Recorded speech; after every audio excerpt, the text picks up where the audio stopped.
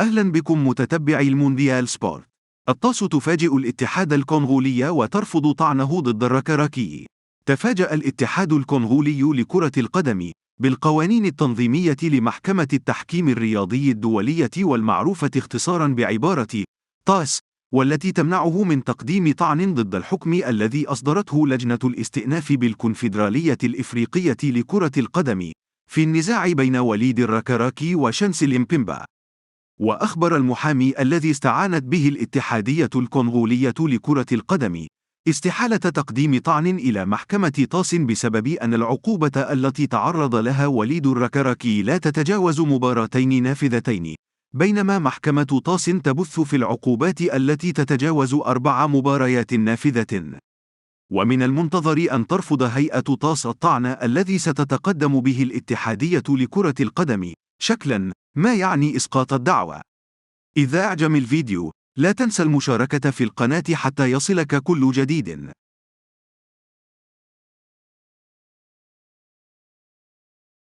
أهلا بكم متتبعي المونديال سبورت.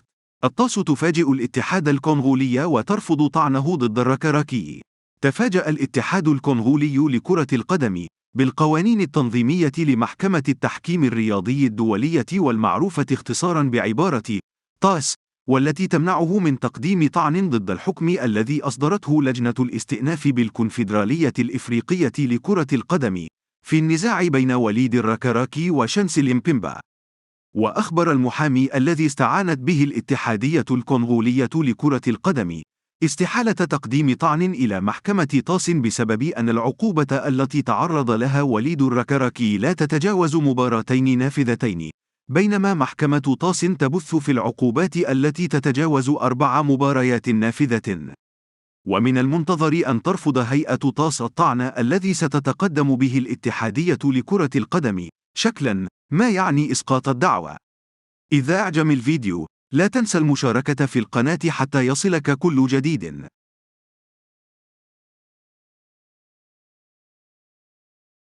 أهلا بكم متتبعي المونديال سبورت.